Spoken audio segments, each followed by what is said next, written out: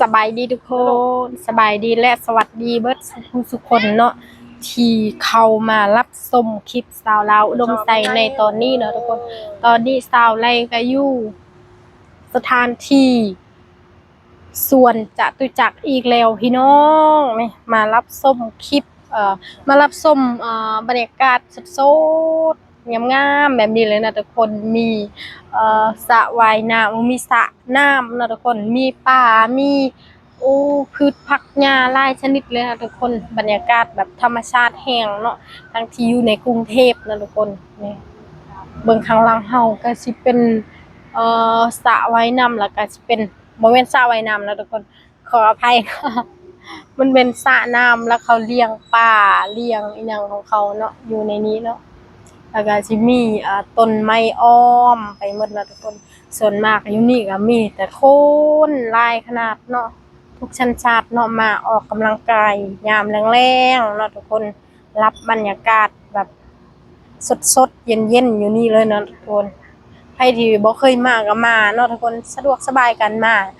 ติดรถไฟฟ้าเลยทุกคนบ่ว่าจะเป็นรถเมล์รถอีหยังก็มาได้หมดเนาะทุกคนที่สะดวกสบายก็ติดรถไฟฟ้าใต้ดินรถไฟฟ้าบนสูงเนาะทุกคนโอ้สะดวกสบายมาอยู่นี่เนาะนั่งมาบ่ฮอดอ่าบ่ฮอด30นาทีเนาะทุกคนมาก็ฮอดละบ่ว่าไผที่อยู่ไกลหรืออยู่ใกล้เนาะทุกคนโอ้ข้างหลังเฮา เชื่อว่าทุกคนอาจจะรู้จักเนาะสถานที่หม้องนี้เนาะซึ่งมันเป็นสถานที่ดังของกรุงเทพก็ว่าได้เนาะส่วนจตุจักรเนาะเขาจะสิมีเป็นโซนของเขาเนาะก็มีโซนดอกดอกไม้โซนอีหยังของเขาหลายพืชผักชนิดหลายสิ่งหลายอย่างเขาปลูกเขาอนุรักษ์ไว้เนาะทุกคนงามสถานที่หม้องนี้นะมื้อนี้ก็มาช่วงเย็นๆเนาะทุกคนก็สิเข้าทุ่มหนึ่งแล้วแหละตอนนี้เนาะ ประมาณ6:50เนาะทุกคนตอนนี้นะบรรยากาศกำลังดีเลยเนี่ยชาวต่างชาติก็เอามาออกกำลังกายเนาะมื้อนี้ก็มื้อวันจันทร์เนาะทุกคนปกติวันเสาร์วันอาทิตย์นี่แฮงสิหลายเนาะแต่ว่าวันนี้วันจันทร์เนาะทุกคนเข้ามาเฮ็ดงานก็เลยขนาดเข้าบ่แม่นวันหยุดเดี๋ยวนี้คนหยังโอ้ยเต็มเลยทุกคนเอ้ยเต็มเลยมื้อนี้มาวันจันทร์เนาะ เจ้าไร่ก็ปกติก็เฮ็ดงานแล้ววันจันทร์แต่ว่ามื้อนี้หยุดเนาะทุกคนหยุดงานมื้อนี้นะมาถ่ายมารับให้ทุกคนได้รับชมเนาะเห็นบอกข้างหลังเฮามีคนเดินแล่นแล้วคนออกกำลังกายวงเวียนมันจะเป็นวงเวียนใหญ่ของสวนบ่ฮู้ว่ากว้างขนาดอยู่ส่วนไหนจะจักย่างจนเมื่อยขาแล้วทุกคนขาลอยแล้วแหละกว่าสิรอบคอบเนาะ เมืองกว้างขนาดสถานที่หม้องนี้อืมชาวต่างชาติป้านี่ข้างหน้าชาวไร่นี่เต็มแต่ชาวต่างชาติออกกำลังกายมาออกกำลังกายส่วนมากเนาะมันบอกต้นไม้ปานอยู่ในป่าทุกคนน่ะเขาอนุรักษ์ไว้เนาะคนไทยน่ะเขาปลูกไว้เขานี่ขนาดหญ้าน้อยๆนี่เขาก็ปลูกไว้เด้อทุกคนน่ะรดน้ำเนาะรดน้ำทุกมื้อทุกอาทิตย์ทุกคนน่ะมันจึงออกสีเขียวงามสดใสเนาะทุกคน บอกได้เลยว่าข้างหลังเฮาเนี่ยเต็มแต่ต้นไม้ใหญ่เด้นี่ล่ะต้นไม้ใหญ่ๆอัดฝั่งนี้ก็มีคือกันเนี่ยนี่ฝั่งนี้น่ะมีแต่หญ้ามีแต่ต้นไม้ป่า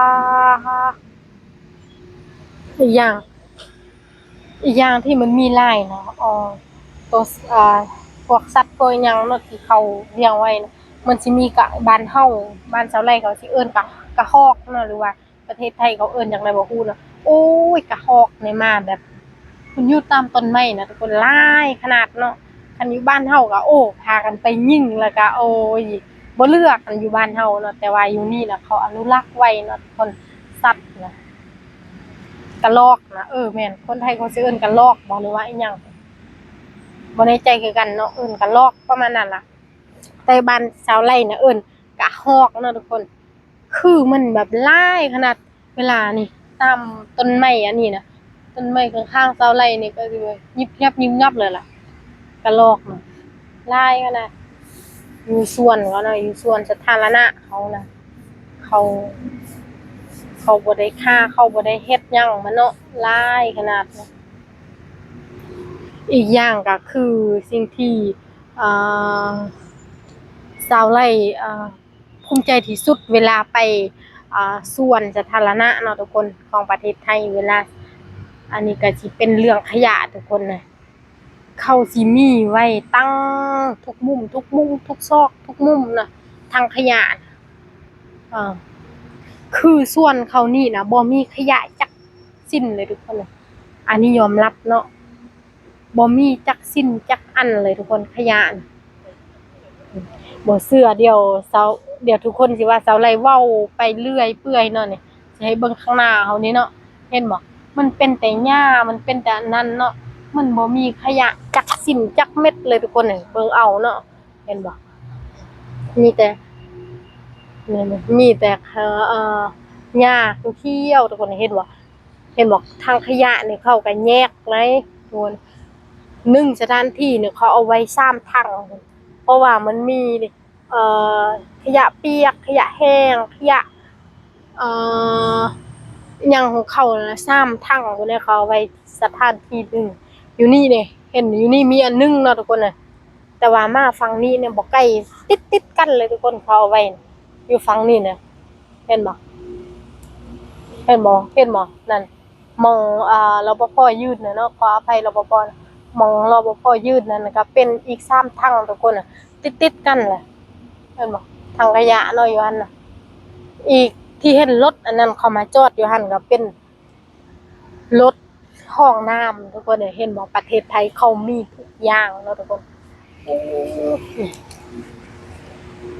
เป็นรถห้องน้ำเลยที่เห็นอันนี้นะเห็นบ่ถังขยะก็สิอยู่นี่ๆๆอยู่หม้องนี้เนาะนี่ๆๆถังขยะเนาะ3ถังเลยนี่ส่วนอันนี้ก็เป็นห้องน้ำทุกคนเนี่ย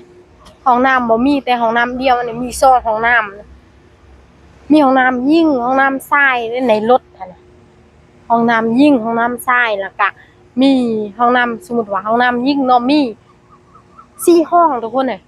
ห้องน้ำชายก็สิประมาณนั้นแหละเนี่ยเบิ่งเขาเฮ็ดได้ทุกอย่างทุกคนเนี่ยเขามาตั้งไว้เพื่อความสะดวกสบายของนักท่องเที่ยวล่ะค่ะทุกท่านที่ว่ามาเที่ยวสถานที่หม้องนี้เนาะเห็นบ่มีรถห้องน้ำมีโอ้จบสุดยอดเลยเนาะอันนี้นะโอ้เทียบคนไทยบ่ได้เลยทุกคนเลยก็คือแบบมันเกินสิ่งที่เราคิดหั้นนะทุกคนสุดยอดเลยเห็นเห็นบ่นักท่องเที่ยวก็แล่นไปแล่นมาบางคนก็ผู้สูงอายุเขาก็สิมานั่งพักผ่อนพี่น้องคือชาวไร่เนี่ยเรามานั่งพักผ่อนเนาะข้างหน้านี่เห็นบ่มองนี่ฝั่งนี้ก็สิเป็นรถไฟฟ้าเด้อทุกคนที่เราเห็นนี่ๆเห็นบ่หมองชาวไร่ชี้นี่เนาะรถไฟฟ้าพี่น้องติดกันสะดวกสบายเลยอ๋อกันอันนี้อยากให้เป็นตัวแบบอย่างเนาะทุกคนประเทศไทยเนี่ยคือสุดยอดความอลังการแล้วก็ความยิ่งใหญ่ความเขาเฮ็ดได้ทุกอย่างเนาะอันนี้ก็คือชาวลาวนี่เว้าจากใจเลยว่าโอ้คนไทยนี่แหละคือที่หนึ่งในใจของชาวไร่เนาะที่ว่าบ่เคยเห็นอยู่ไสมาก่อนเนาะมาเห็นประเทศไทยก็โอ้ยบ่ว่าจะเป็นหยังโน่นนี่นั่นเขาเฮ็ดได้หมดเด้พี่น้องบ่แม่นเขาเว้าอย่างเดียวเขาเฮ็ดได้เบิด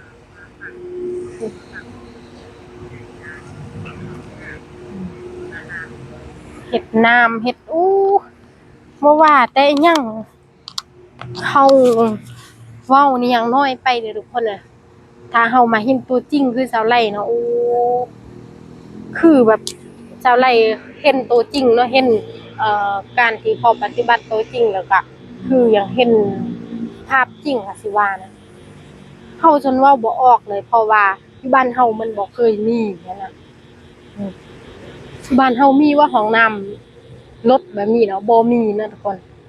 แต่ทางขยะตั้งในถนนหนทางก็แต่เราบ่เคยเห็นเลยเนาะแต่ว่าบ่ฮู้ว่าสถานที่อื่นมีบ่เนาะแต่อยู่แถวบ้านน่ะโอ้บ่มีเลย